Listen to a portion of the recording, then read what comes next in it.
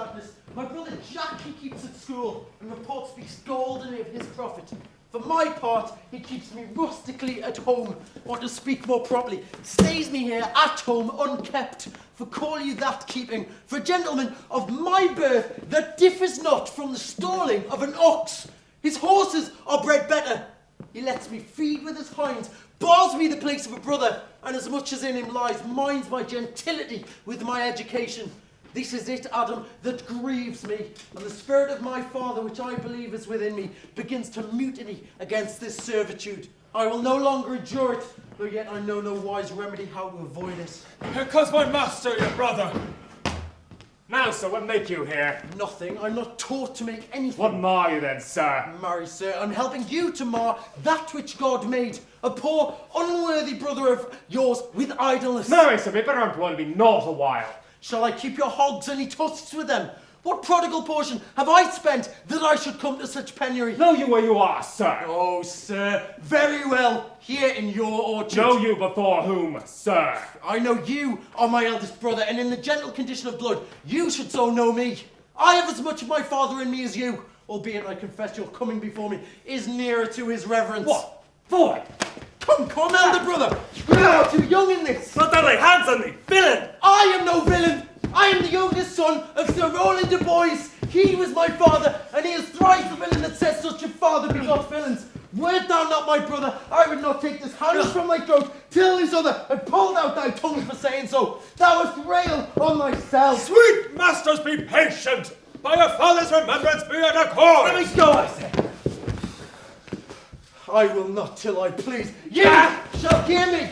My father charged you in his will to give me good education. You have obscured from me all gentlemanlike qualities. Therefore, allow me such exercises as may become a gentleman, or give me the poor lottery my father left me by testament. With that, I will go buy my fortunes. And what wilt thou do? Beg when that is spent. Well, sir, get you in. I'll not long be troubled with you. I pray you, leave me. I will no further offend you than becomes me for my good. Get you with him, you old dog! His old dog to be my reward. Oh, very true. I have lost my teeth in your service. God be with my old master. He would not have spoken such words. Is it even so? Begin you to grow up on me. I will physic your rankness, and yet give no 1,000 crowns neither. Hola, Dennis! Calls your worship? It was not Charles, the Duke's wrestler, here to speak with me. So please you, he is here at the door and impart you success to you. Call him in. 'Twill be a good way, and tomorrow the wrestling is. Good morning to you, worship. Good Mr. Charles, what's the new news at the new court? There's no new news at the court, sir, but the old news. That is, the old duke is banished by his younger brother, the new duke, and 3 or 4 loving lords have put themselves into voluntary exile with him, whose lands and revenues enrich the new duke. Therefore, he gives them good leave to wander. Can you tell if Rosalind, the Duke's daughter, be banished with her father? Oh no, for the duke's daughter, her cousin, loves her so, being ever from their cradles bred together, that she would have followed her exile or have died to stay behind her. She is at the court and no less beloved of her uncle than his own daughter, and never 2 ladies loved as they do. Where will the old Duke live? They say he's already in the forest of Arden, and a many merry men with him. There they live like old Robin Hood of England. They say many young gentlemen flock to him every day, and fleet the time carelessly like they did in the golden world. What? You wrestle tomorrow before the new Duke? Marry do I, sir, and I came hither to acquaint you with the matter. I'm given, sir, secretly to understand that your younger brother Orlando hath a disposition to come disguised against me to try a fall. Tomorrow, sir, I wrestle for my credit, and he that escapes me without some broken limb shall acquit him well. Therefore, out of my love to you, I came hither to acquaint you with all, that either you stem him from this intendment, or brook such disgrace well as he shall run into, in that it is a thing of his own search, and altogether against my will. Charles, I thank thee for thy love to me, which thou shalt find I will most kindly requite. I had myself notice of my brother's purpose herein, and have by underhand means laboured to dissuade him from it. He is resolute. I'll tell thee, Charles, it is the stubbornest young fellow of France, full of ambition, an envious emulator of every man's good parts, a secret and villainous contriver against me, his natural brother. Therefore use thy discretion. I had as lief thou didst break his neck as his finger, and thou wert best look to it.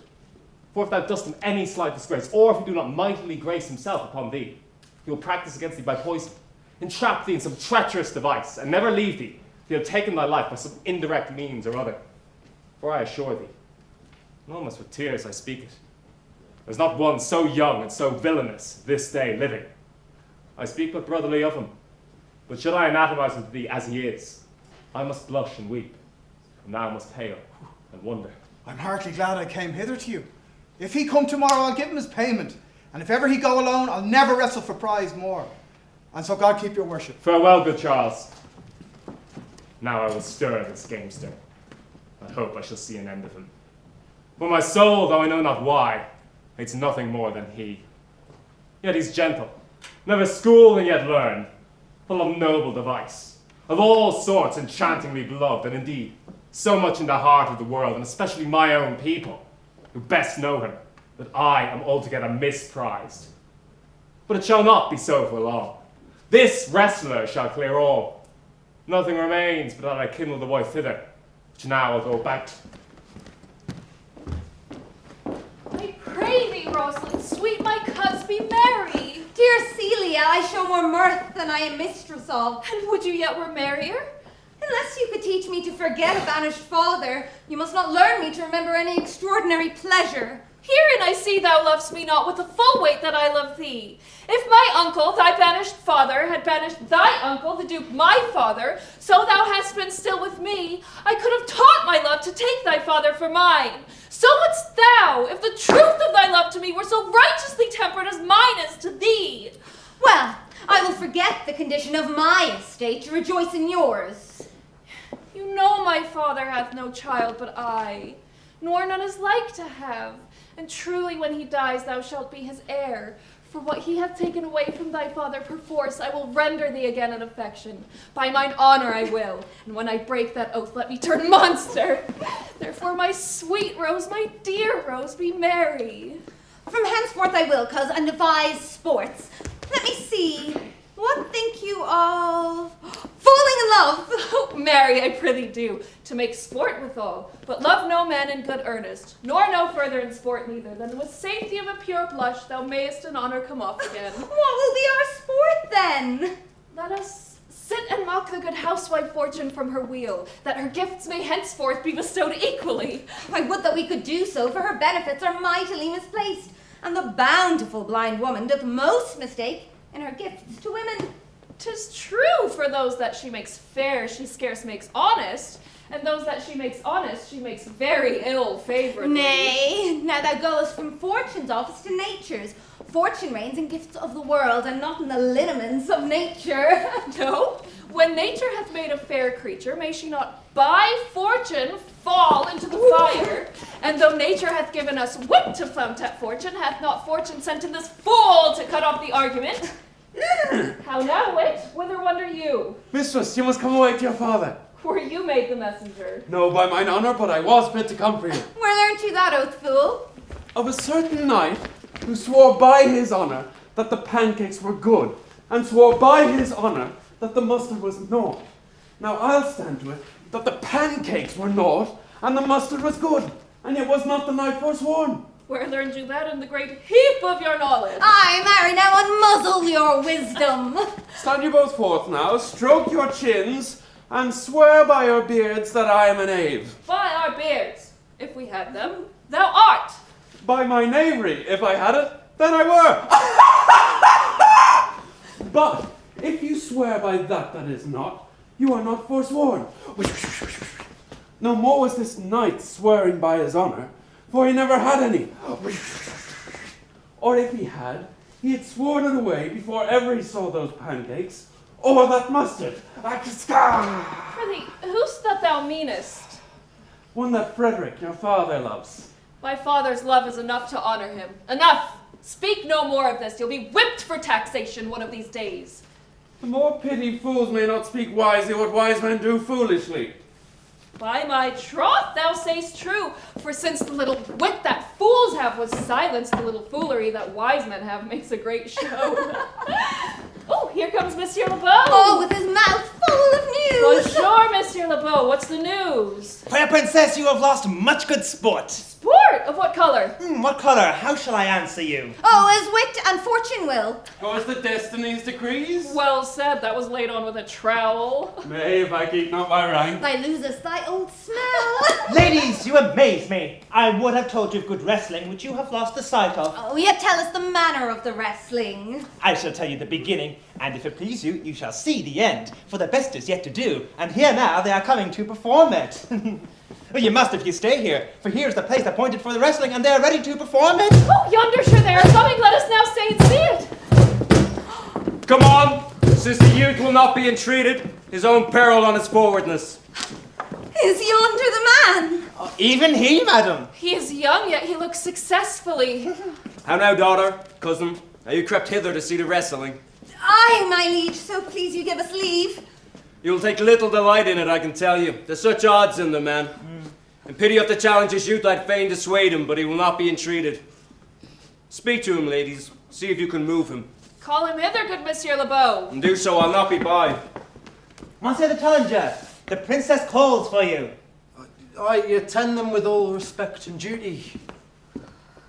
Young man, have you challenged Charles the wrestler? No, fair princess, he is the general challenger. I come bitten as others do to try with him the strength of my youth.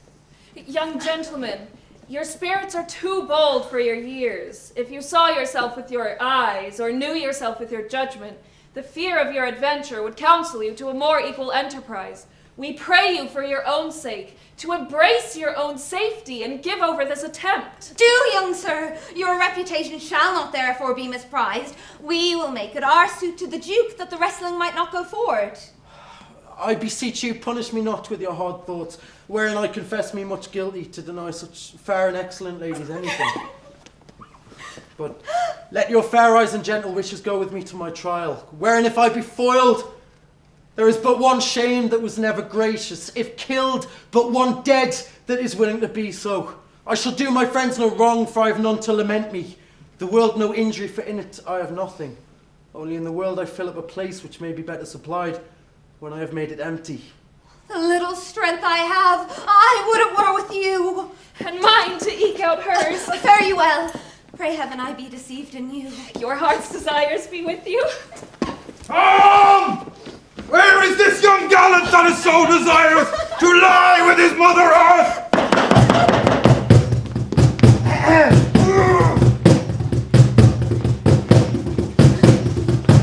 Begin!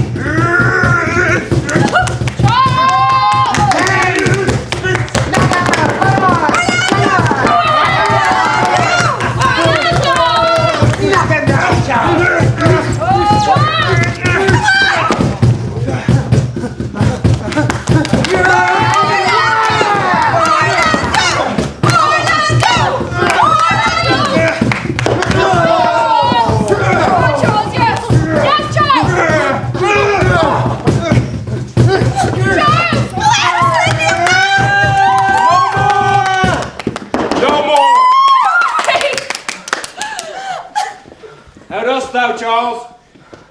He cannot breathe, my lord. Bear him away. What's thy name, young man? Orlando, my liege, the youngest son of Sir Roland de Boys. Oh, it's thou had been son to some man else. The world esteemed thy father honourable, but I did find him still mine enemy. Thou shouldst have better pleased me with this deed had thou descended from another house. But fare thee well, thou art a gallant youth. How wouldst thou have told me of another father? Were I my father, cuz, would I do this? I'm more proud to be Sir Roland's son, his youngest son, and would not change that calling to be adopted heir to Frederick.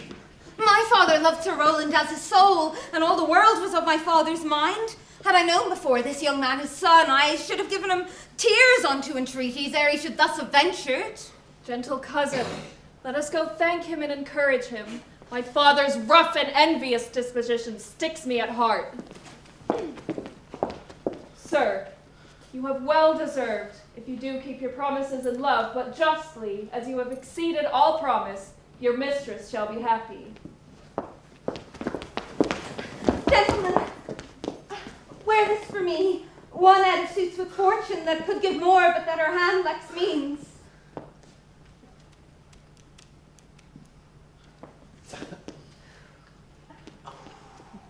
Shall we go, coz? Aye. Fare you well, fair gentlemen. Can I not say I thank you? My better parts are all thrown down, and that which here stands up is but a quintain, a mere lifeless block. He calls us back. My pride fell with my fortunes. I'll ask him what he would. Did you call, sir? Sir, you have wrestled well and overthrown more than your enemies. Shall we go, cuz? Have with you!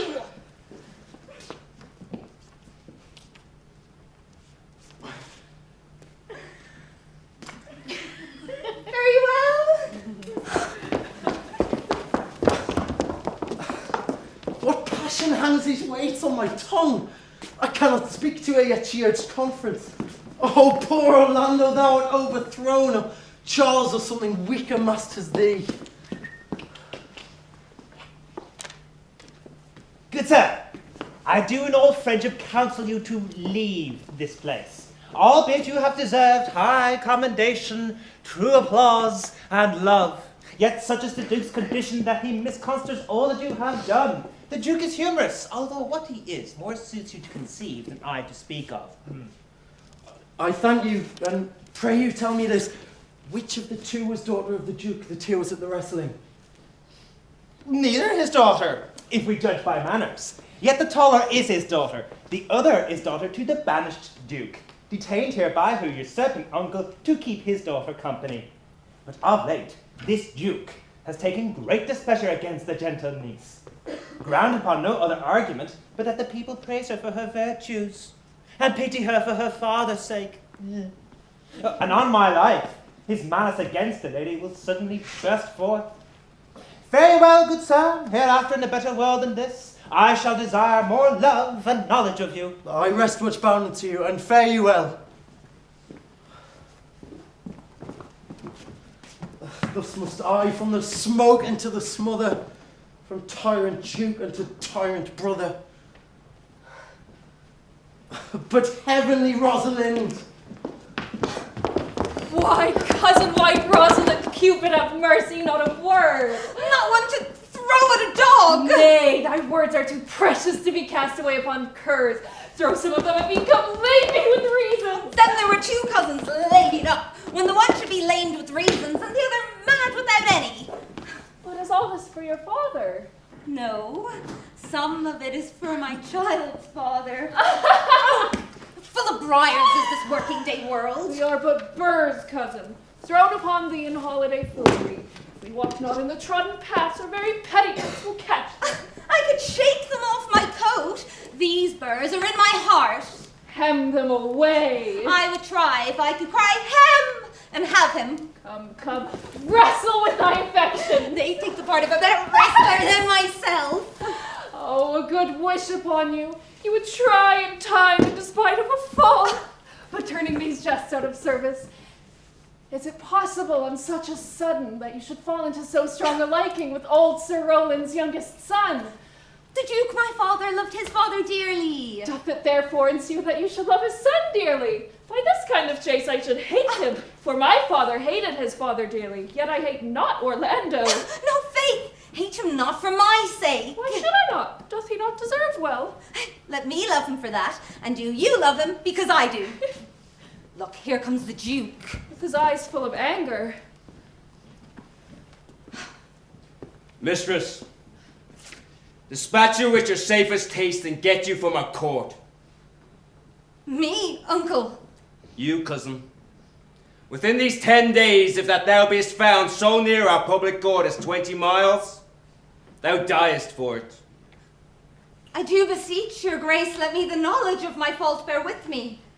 If with myself I hold intelligence or have acquaintance with mine own desires, if that I do not dream or be not frantic as I do trust I am not, then dear uncle, never so much as in a thought unborn did I offend your highness. Thus do all traitors. If the purgation did consist in words, they're as innocent as grace itself. Let it suffice thee that I trust thee not. But your mistrust cannot make me a traitor. Tell me whereon the likelihood depends. Thou art thy father's daughter. There's enough. So was I when your highness took his dukedom. So was I when your highness banished him. Treason is not inherited, my lord, or if we did derive it from our friends, what's that to me? My father was no traitor. Therefore, good my liege, mistake me not so much to think my poverty is treacherous. Dear sovereign, hear me speak. Aye, Celia. We stayed it for your sake, else had you with a father ranged along. I did not then entreat to have her stay. It was your pleasure and your own remorse. I was too young that time to value her, but now I know her. If she be a traitor, why so am I. We still have slept together, rose at an instant, learned, played, ate together, and wheresoe'er we went, like Juno's swan, still we went coupled and inseparable. She is too subtle for thee. Her smoothness, her very silence and her patience speak to the people, and they pity her. Thou art a fool. She robs thee of thy name, and thou wilt show more bright and seem more virtuous when she is gone. Then open not thy lips. Firm and irrevocable is my doom which I have passed upon her. She is banished. Pronounce that sentence then on me, my liege. I cannot live out of her company. You're a fool. And you, niece, provide yourself. If you outstay the time, upon mine honor and in the greatness of my word, you die. Oh, my poor Rosalind! Whither wilt thou go? Wilt thou change fathers? I will give thee mine! I charge thee, be not thou more grieved than I am. I have more cause. Thou hast not, cousin. Knowst thou not the Duke hath banished me, his daughter? That he hath not. No, hath not. Rosalind then lacks the love which teacheth thee that thou and I am one. Shall we be sundered? Shall we part, sweet girl? No. Let my father seek another heir! Therefore devise with me how we may fly, whither to go and what to bear with us. And do not seek to take your change upon you, to bear your griefs yourself and leave me out. For by this heaven now at our sorrows pale. Say what thou canst, I'll go along with thee. Why, whither will we go? To seek my uncle in the forests of Arden. Alas, what danger will it be to us, maids as we are, to travel forth so far? Beauty provoketh thieves sooner than gold. I'll put myself in poor and mean attire, and with a kind of umber smirch my face. The like do you, so shall we pass along and never stir assailants. Were it not better that I did suit me all points like a man, a gallant curtail axe upon my thigh, a boar spear in my hand, and in my heart lies there what hidden women's fear their will. We'll have a swashing and a martial outside, as many other mannish cowards have, that do outface it with their semblances. But what will I call thee when thou art a man? I'll have no worse a name than Jove's own page, and therefore look you call me Ganymede. But what will you be called? Something that hath reference to my state. No longer Celia, but Aliena. But cousin, what if we essay to steal the clownish fool out of your father's court? Would he not be a comfort to our travail? He'll go along o'er the wide world with me. Let me alone to woo him. Let's away and get our jewels and our wealth together. Devise the fittest time and safest way to hide us from pursuit after my flight. Now go we in content to liberty and not to banishment.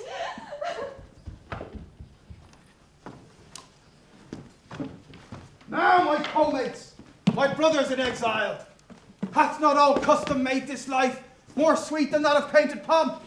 Are not these woods more free from peril than the envious court? Here feel we but the penalty of Adam, the season's difference, as the icy fang and churlish chiding of the winter's wind, which, when it bites and blows upon my body, even till I shrink with cold, I smile and say, this is no flattery. These are counsellors that feelingly persuade me what I am. Sweet are the uses of adversity, which, like a toad, ugly and venomous, wears yet a precious jewel in his head. And this our life, exempt from public haunt, find we tongues in trees, books in the running brooks, sermons in stones, and good in everything. I would not change it.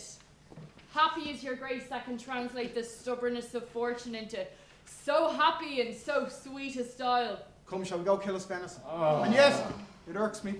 The poor dappled fools, being native burghers of this desert city, should in their own confines have their round haunches gored. Indeed, my lord, the melancholy Jacques grieves at that, and in that kind swears you do more usurp than doth your brother that hath banished you. And did you leave him in this contemplation? We did, my lord, weeping and commenting upon a sobbing deer. Show me to him. I love to cope him in these sullen fits, for then he's full of matter. I'll bring you to him straight.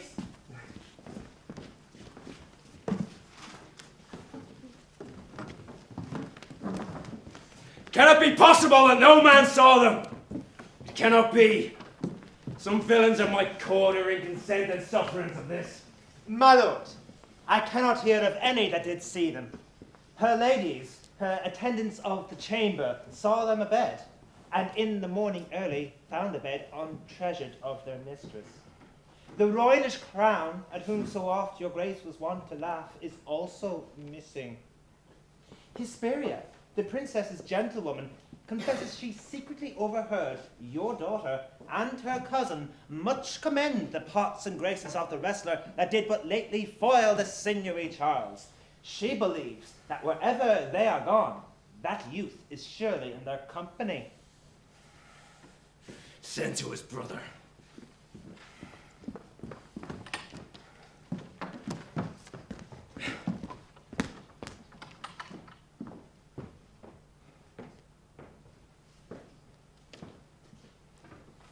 Find out thy brother wheresoever he is.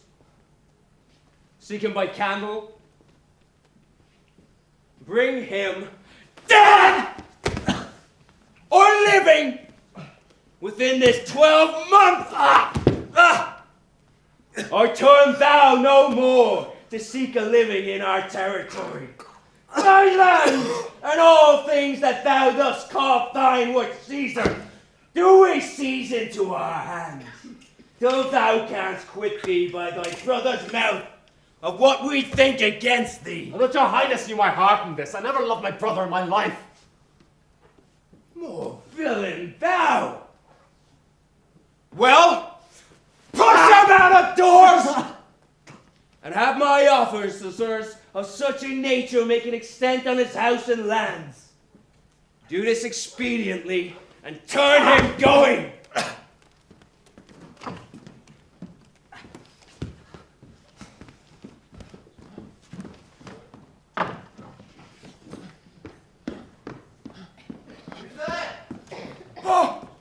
Oh, my master! Oh, my sweet master! Oh, my gentle master! Oh, you memory of old Sir Roland! Why? What make you here? And why are you virtuous? And why do people love you? And wherefore are you strong, gentle, and valiant? And why would you be so fond to overcome the bonny pleasure of the humorous Duke? Why, what's the matter? Oh, unhappy youth, come not within these doors. Beneath this roof the enemy of your graces lives.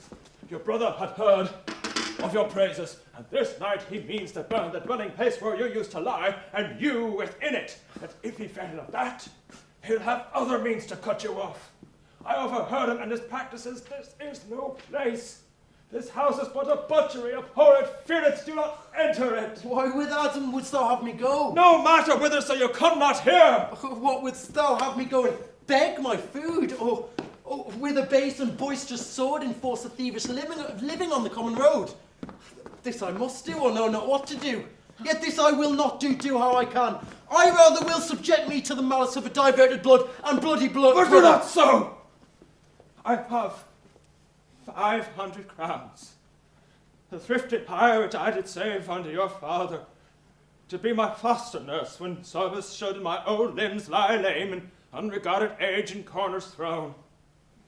Take that, and he that doth the ravens feed, yea, providently caters for the sparrow, be comfort to my age. Here is the gold. All this I give to you. Let me go with you. I look old, yet I am strong and lusty. I will be your servant in all your business and necessities. Oh, good old man. How well in thee appears the constant service of the antique world, where servants sweat for duty, not for meed. Thou art not for the fashion of these times, where none sweat but for promotion. It is not so with thee. But poor old man, thou prunest a rotten tree, that cannot so much as a blossom yield in lieu of all thy pains and husbandry. But come along thy ways, we'll go along together, and ere we have thy youthful wages spent, we'll light upon some settled low content. Master, go. I will follow thee to the last gasp for truth and loyalty.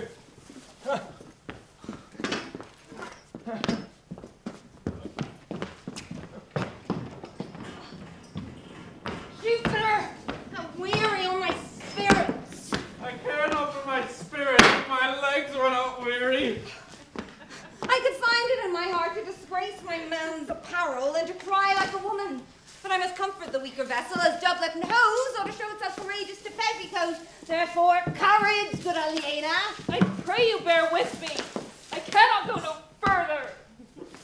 So, For my part, I should rather bear with you than bear you. Yet I should bear no cross if I did bear you. For I think you have no money in your purse. this is the Forest of Arden. Aye. Now am I in Arden, the more fool I. When I was at home, I was in a better place, but travellers must be content. I be so, good Touchstone. Look you who comes here, a young man in oath and solemn talk. That is the way to make her sound the sin. Oh, Corn, that thou knowest how I do love her. I partly guess, for I have loved her now.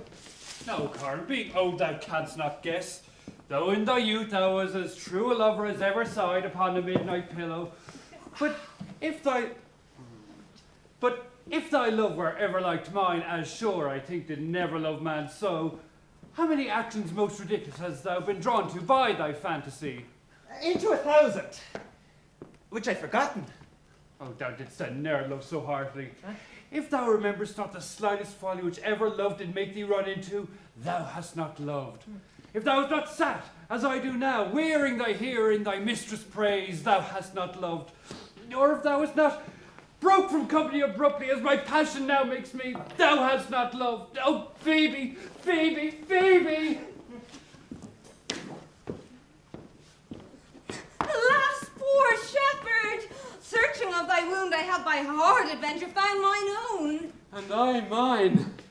I remember when I was in love, I broke my sword upon a stone and bid him take that for coming a night to Jane's smile. And I remember the kissing of her batlet, and the cow's dugs that her pretty chopped hands had milked. And I remember the wooing of a peas cod instead of her, from whom I took 2 cods, and giving her them again, said with weeping tears, "Why are these for my sake? We that are true lovers run into strange capers. But as all is mortal in nature, so is all nature and love mortal in folly. Thou speakest wiser than thou art aware of. Nay, I shall ne'er be where mine own wit till I break my shins against it. Jove, Jove, this shepherd's passion is much upon my fashion. And mine. But it grows something stale with me. I pray you, one of you question yon man. If he for gold will give us any food, I faint almost to death. Holla, you clown! Face spoon, you not my kinsman. Little clouds! You're better, sir. I say. Yes, they are very wretched. Good evening to you, sir. Good evening to you, gentle sir, and to you all. I prithee, shepherd, that if in this desert place can love or gold buy entertainment, bring us where we may rest ourselves and feed. Here's a young maid would travel much, oppressed and faints for succor. Oh, fair sir, I pity her, and wish for her sake more than mine own that my fortunes were better able to relieve her. But I am shepherd to another man, and I do not shear the fleeces that I do graze. Besides, my master's of churlish disposition, and little recks to find the way to heaven by doing deeds of hospitality.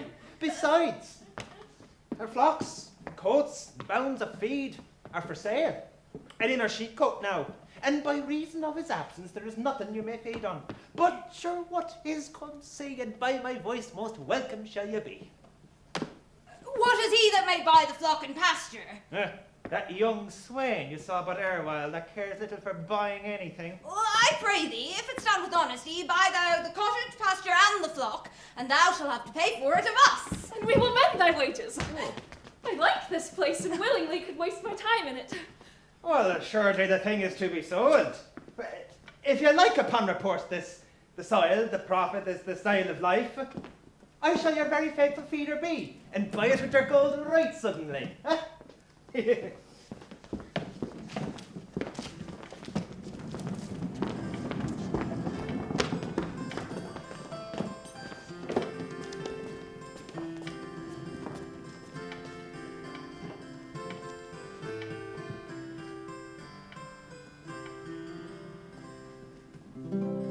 Under the greenwood tree, who loves to lie with me and tune his merry note, his merry, merry note unto the sweet bird's throat, and tune his merry note unto the sweet bird's throat. Come hither, hither, come hither, come hither, come hither, come hither, come hither, come hither. It shall he see no enemy, but a winter and awful weather. It shall he see no enemy, but a winter and awful weather. It shall he see no enemy, but winter, oh, winter and rough weather.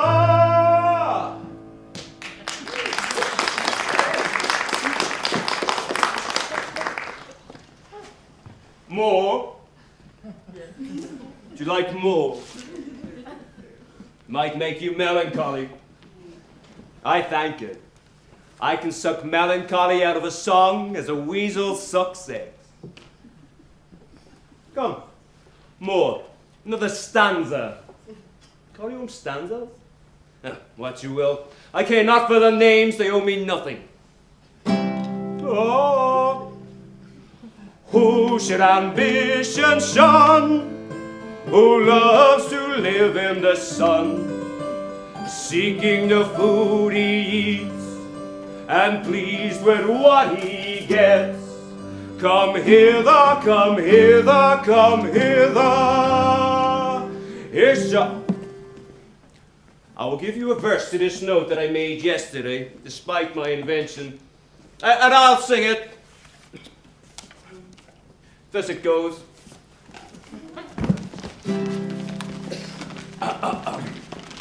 If it should come to pass that any man turns us, leaving his wealth and ease, a stubborn will to please, duck dame, duck dame, duck dame.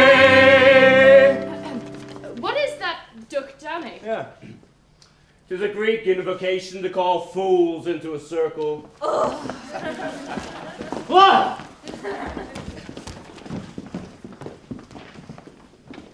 I'll go sleep if I can, and if not, I'll rail against all the firstborn of Egypt. And I'll go seek out the Duke. His banquet is prepared.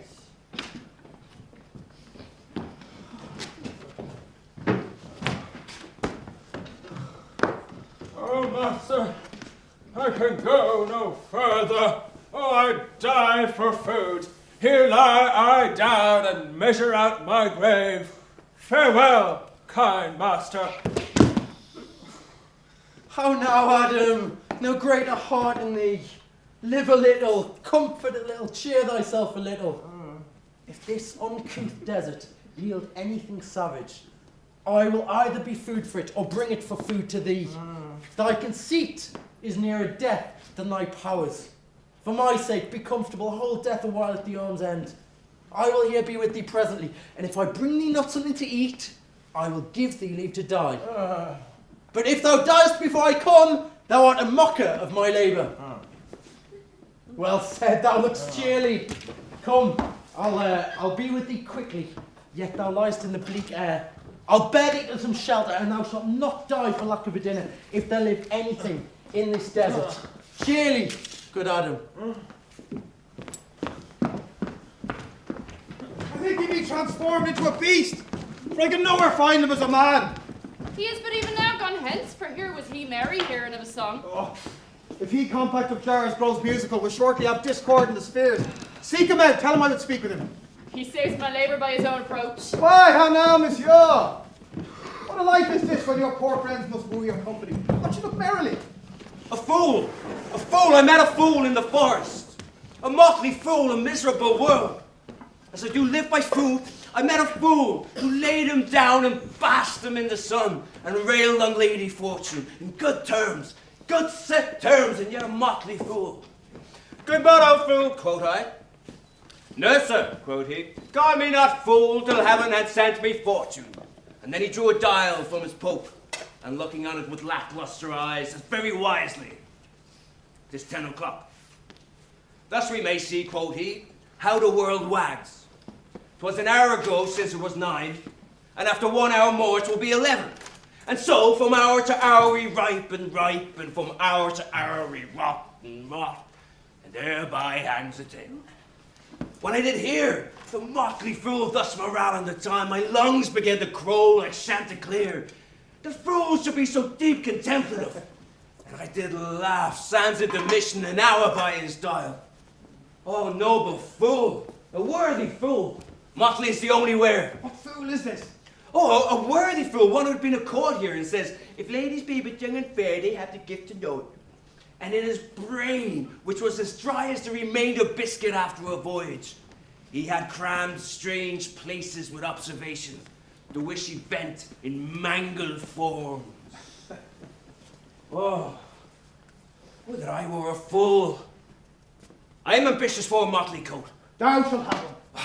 It is my only suit, provided that you can weed your better judgments of all opinion that grows rank in them, that I am wise. I must have liberty with all, as large a charter as the wind to blow on whom I please, for so fools have. And they that are most galled by my folly, they most must laugh. And why, sir, must they so? Well, the wise is playing his way to parish church. He that a fool doth very wisely hit, doth very foolishly, although he's smart, not to seem senseless of the bob. If not, the wise man's folly is autonomized even by the squandering glances of the fool. Oh, invest me in my motley! Give me leave to speak my mind, and I will through and through cleanse the foul body of the infected world. If they patiently receive my medicine. Fie on thee! I can tell what that would do. What for account do what I do but good? Most mischievous, foul sin in chiding sin. For thou thyself hast been a libertine, as sensual as the brutish thing itself, and all them boss sores and headed evils that thou with license of priesthood hast caught, wouldst thou disgorge into the general world. Why? Who cries out on pride that can therein tax any private party? Doth it not flow as loosely as the sea to let the weary very means do ebb? What woman in the city do I name when I say the city woman bears the cost of princes on unworthy shoulders? And such a one as she, such as her neighbour. Who comes here? Forbear and eat no more! Why, I've had none yet. Nor shalt not till necessity be served. Art thou dost bolden man by thy distress, or else a rude despiser of good manners, that in civility thou seem so empty? You touched my vein at first. The thorny point of bare distress hath ta'en from me the show of smooth civility. Yet am I inland bred and know some nurture. But forbear, I say! He dies that touches any of this fruit, till I and my affairs are answered. And you will not be answered at reason. I must die. What would you have? Your gentleness shall force more than your force move us to gentleness. I almost die for food, and let me have it. Well, sit down and feed, and welcome to our table. What? Speak you so gently. Pardon me, I pray you, I thought all things had been savage here, and therefore put I on the countenance of stern commandment. But whate'er you are that in this desert inaccessible, under the shade of melancholy boughs lose and neglect the creeping hours of time, if ever you have looked on better days, if ever been where bells have knolled to church, if ever sat at any good man's feast, if ever from my eyelids wiped a tear and know what 'tis to pity and be pitied, let gentleness my strong enforcement be, in the which hope I blush and hide my sword. True is it that we have seen better days, and with holy bell been knolled to church, and sat at good men's feast, and wiped our eyes of drops that sacred pity hath engendered. Therefore sit you down in gentleness, and take upon command what help we have, that to your wanting may be ministered. Then but forbear your food a little whilst like a doe I go to find my fawn and give it food. There is an old poor man who after me hath many a weary step limped in pure love, till he be first sufficed, oppressed with 2 weak evils, age and hunger. I will not touch a bit. Go seek him out, and we will nothing waste until you return. I thank ye, and be blessed for your good comfort. Thou seest we are not all alone and happy. This wide and universal theatre presents more woeful pageants than this scene wherein we play in. And all the world's a stage. And all the men and women merely players. They have their exits and their entrances. And one man in his time plays many parts. His act being of 7 ages. At first, the infant, mewling and puking in the nurse's arms. Then the whining schoolboy with his satchel and shining morning face, creeping like snail unwillingly to school. Then the lover, sighing like furnace with a woeful ballad pitched to his mistress's eyebrow. Then the soldier, full of strange oaths and bearded like the pard, jealous in honor, sudden and quick in quarrel, seeking to bubble reputation even in the cannon's mouth. Then the justice, with fair round belly and good capon lined, his eyes severe and beard of formal cut, full of wise saws and modern instances. So he plays his part. The 6th stage shifts into a lean and slippered pantaloon, with spectacles on nose and pouch on side, his youthful hose well saved, a world too wide for his shrunk shank. His big manly voice, turning again to childish treble, pipes and whistles in a sound. The last age of all, that ends this strange, eventful history. Second childishness, or mere oblivion. Sans teeth, sans eyes, sans taste, sans everything. Welcome! Set down your venerable burden and let him eat. I thank ye most for him. Yes, sir, at your need. I scarce have breath to thank you for myself. Welcome, fall to. I shall not trouble you as yet to question you about your fortunes. Play music, and good cousin sing.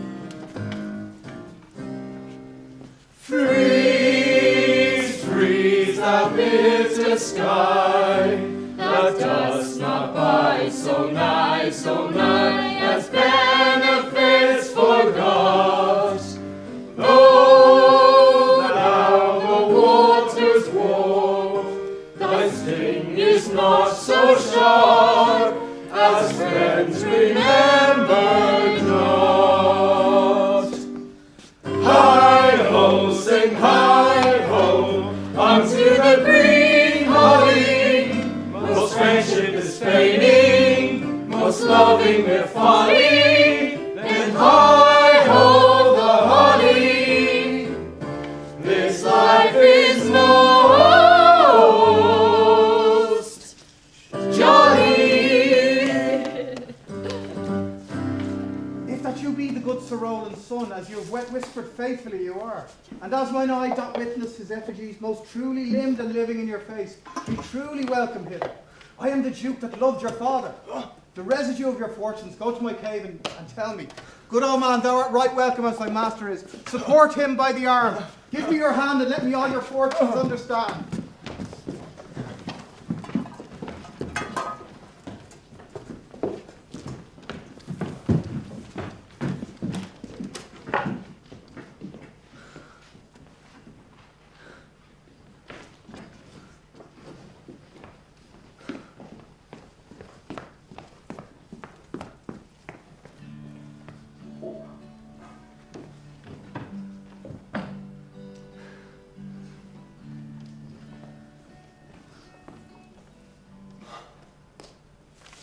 You are gracious, you are kind, you are sweet, oh Rosalind, Rosalind, I love you more than cheese.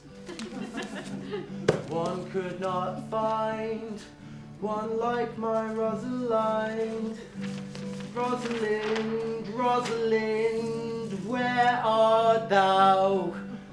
I do desire you being near me now. Rosalind, you are the thing I love you to the heavens and above.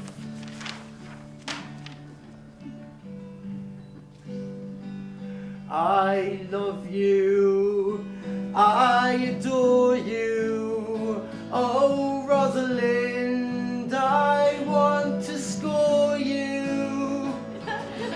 Oh, I would fight a bear to take you to the county fair. East, west, north, south, I want to kiss your mouth. Rosalind, I love you, I want us to be too true. Oh Rosalind, I will find you one day, I'll find you some way, and we will be wed, and I'll take thee to bed, and then we'll be happy once again. When Rosalind, I love you now, and I loved you then, and I want you to be my queen. I'll be your king, and I'll bring you any and everything. I'll buy you a diamond ring, and then we'll be together in any weather, you and I forever. Rosalind.